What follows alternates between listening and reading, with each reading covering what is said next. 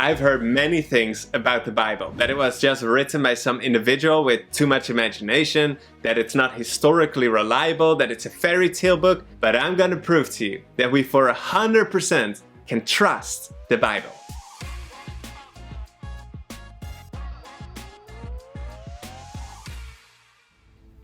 Hi friends, it's Melvin here. Everyone that's new to this channel, thanks for hanging out with us. I really appreciate you watching this video. Also because these 10 reasons that I'm about to share with you, you don't typically hear about in the mainstream. So make sure to watch it to the end. Number 1, the Bible is perfectly preserved. Since no original documents of any of the classical writers have survived the Greco-Roman world, you want to have very reliable copies or manuscripts. And the more of those you have, the more confident you can be that the message of the original has been preserved. The Jewish scribes, they were super thorough with copying the Old Testament scriptures. They of course didn't have copying machines, so they did it all by hand, but they would write only one letter at a time, check with the original, and go on to the next one. And the letters, the words, and the lines, they were all counted. If there was a mistake, the entire thing would be thrown away, start again.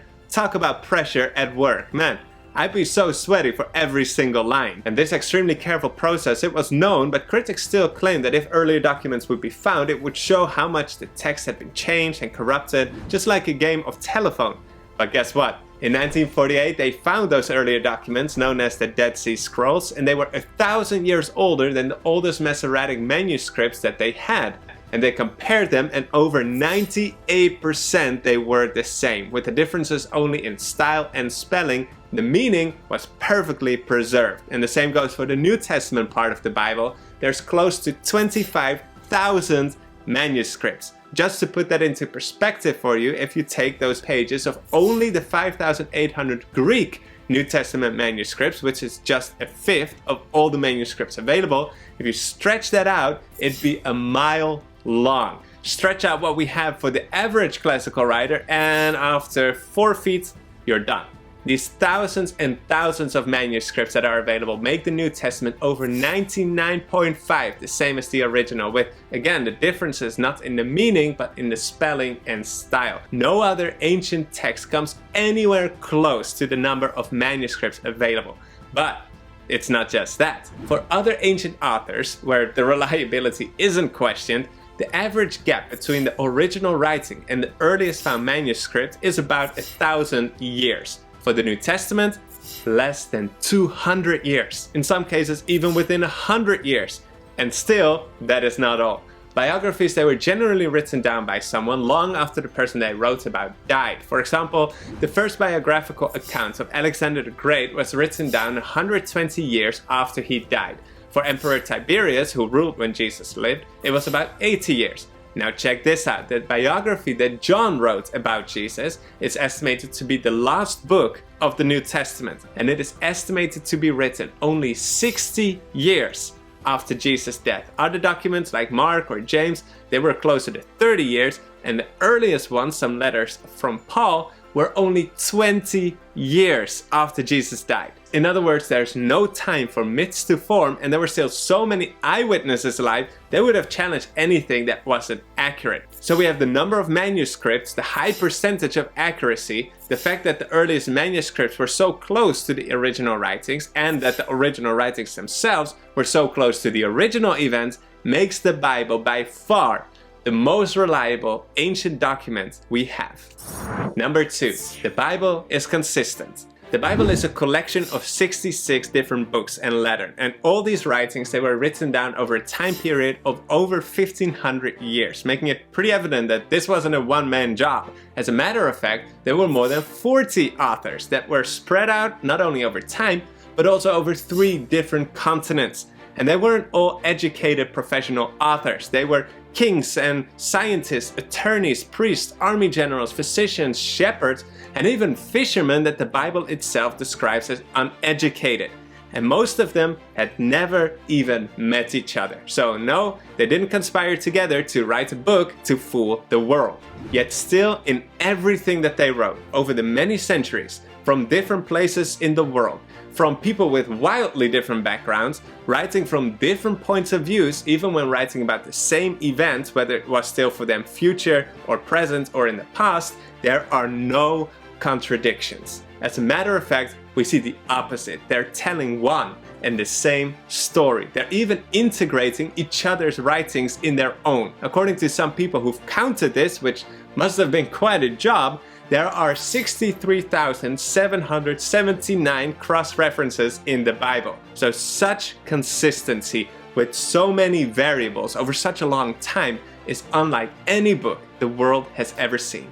Number 3, the Bible is historically accurate. The Bible is filled with historical claims about nations and kings and battles, customs, dates, mountains, rivers. As a matter of fact, there's no other book that covers as much history as the Bible, which is pretty risky because this opens the door wide for all kinds of criticism, which has happened. Someone thought to put an end to Christianity by claiming that Nazareth, where Jesus came from, didn't even exist in the 1st century. That'd be quite a deal breaker. But then in an archaeological dig in 2009, they uncovered a house in Nazareth dating to the 1st century. The Bible was right. The Bible also talks about the Hittite nations, and skeptics, they laughed at the Bible because there was no evidence that this nation ever existed. Until in 1906 they found 10,000 clay tablets documenting the history of the Hittite nation. The Bible was right. The same goes for biblical kings they thought never existed, or cities like Nineveh or Sodom, or the fact that Moses wrote about wheels when they thought wheels weren't even invented at that time.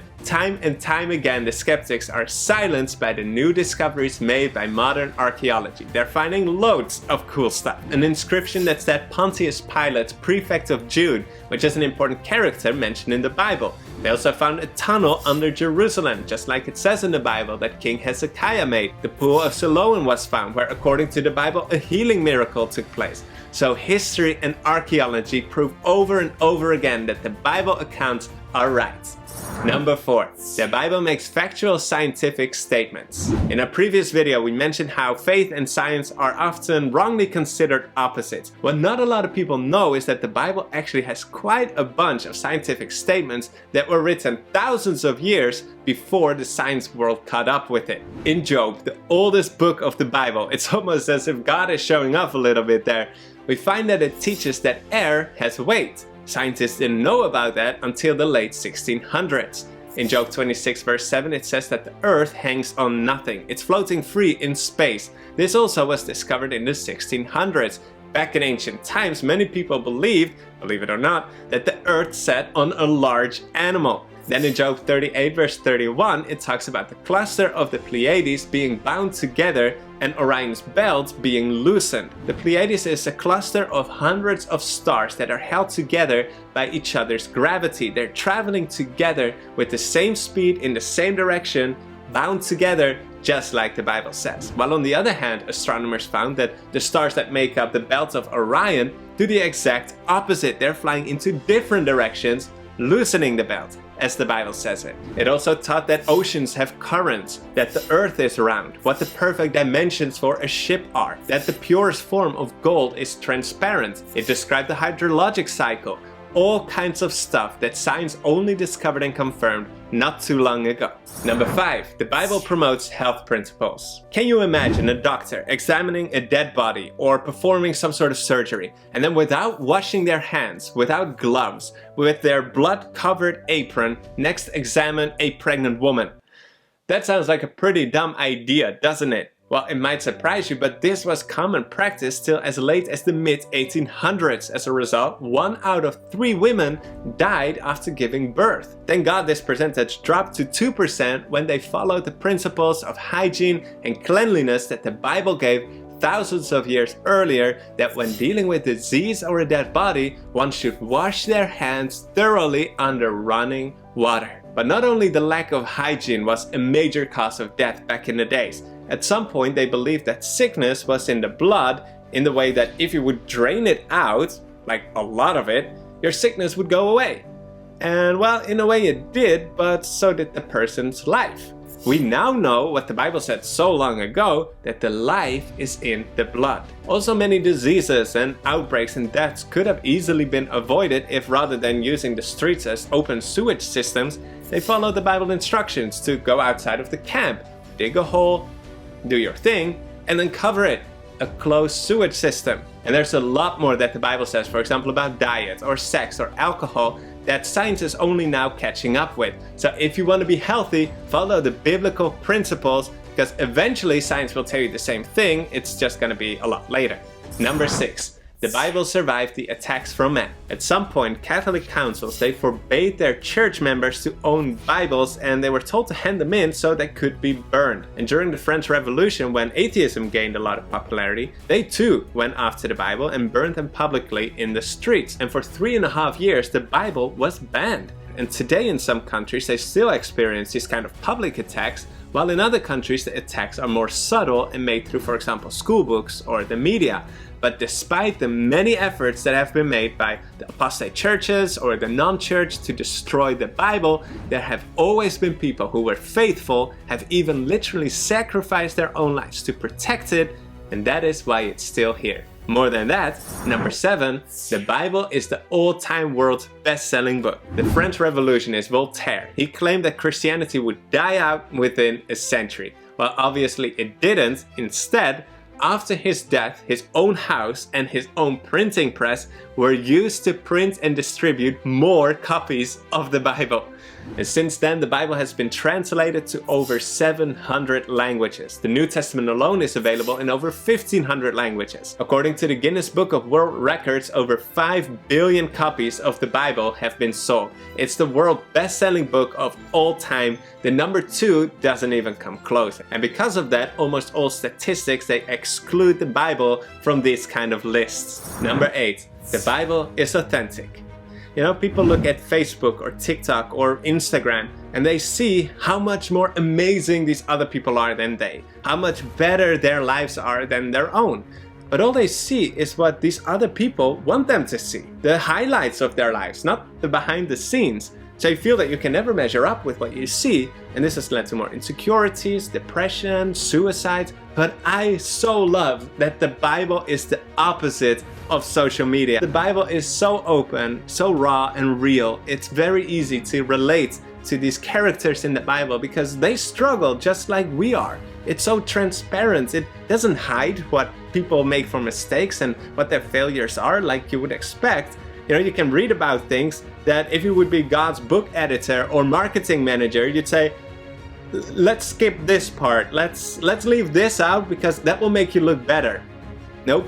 That is what makes the Bible such an encouraging book, because from cover to cover, it doesn't only describe the struggles of people that we can relate to, but also how God helps them. And that gives us hope that what God did for them, He can do for us because we are just like them.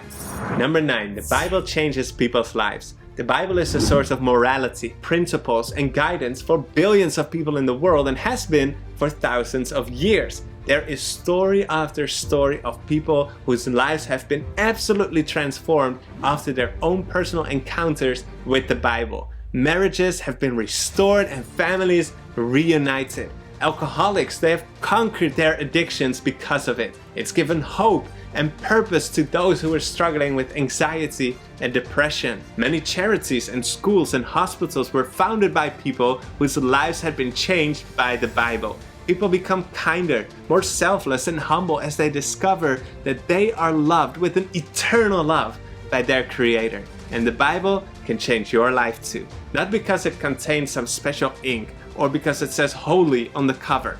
Not even because of the words in themselves, but because of the divine power that accompanies it. And that brings us to our final point. Number 10, the Bible predicts the future. According to certain statistics, 27% of the Bible contains prophecies, history foretold before it happened. And we can look on hundreds of these prophecies and see how they've been historically fulfilled. Not only does this prove yet again that the Bible can be trusted as a reliable book, but more than that, that it is divinely inspired by God Himself. And I'll prove that to you in our next video. See you there.